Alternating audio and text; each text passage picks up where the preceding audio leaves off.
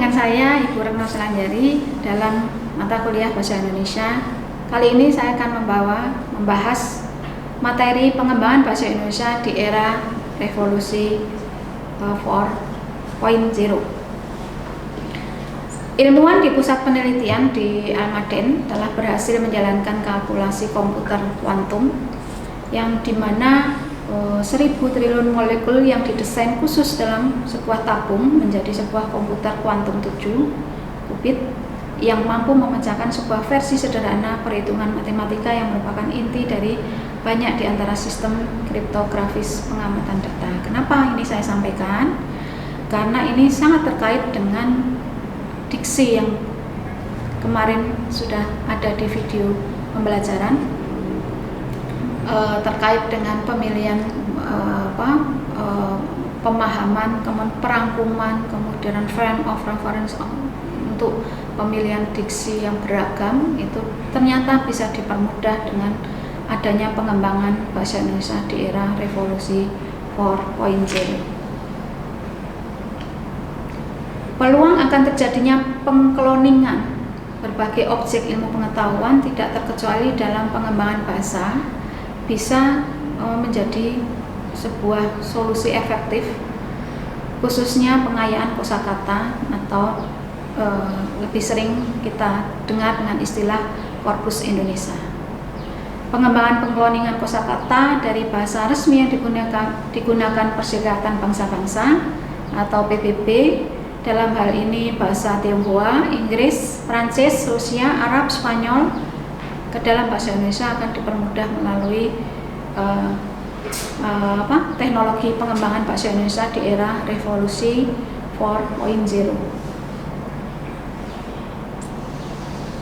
Nah, pengembangan bahasa perlu diarahkan ke berbagai aplikasi baru. Ini merupakan sebuah pemikiran di era revolusi industri 4.0.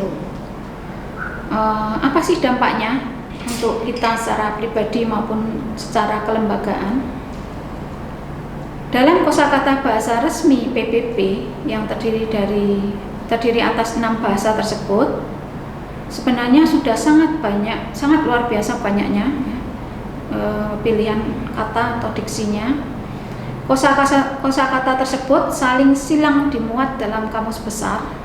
Hal itu akan mempercepat dan memperkaya kosakata bahasa Indonesia.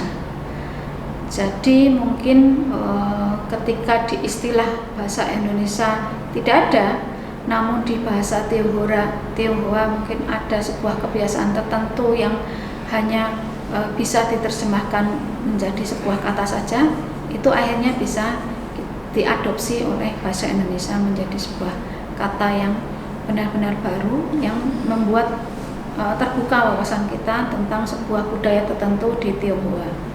Itu salah satu contohnya.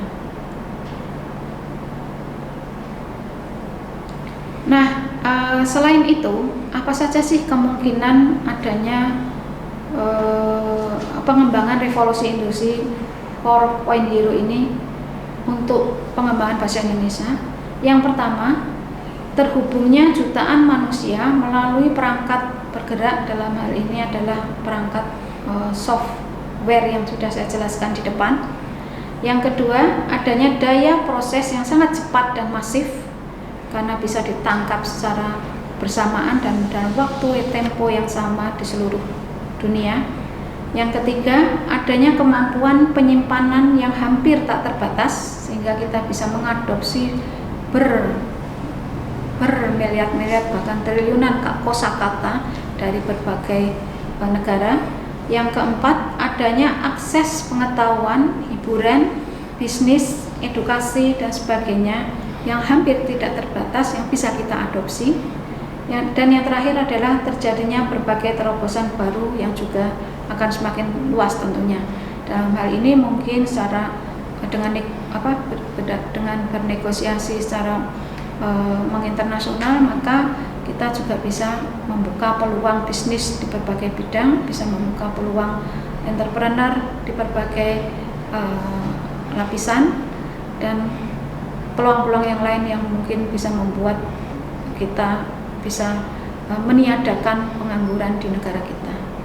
Demikian materi saya, materi video pembelajaran bahasa Indonesia kali ini.